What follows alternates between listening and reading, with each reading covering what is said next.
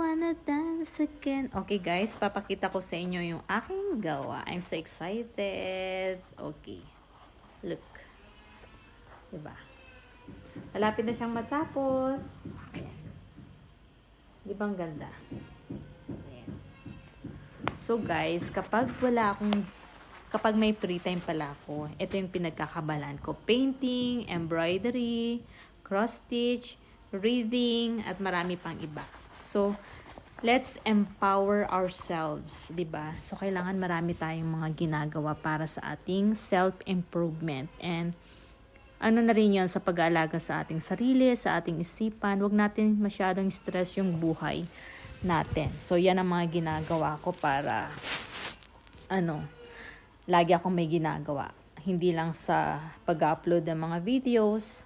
So, gusto ko kasi yung mga nakadisplay sa bahay ay sarili kong gawa. So,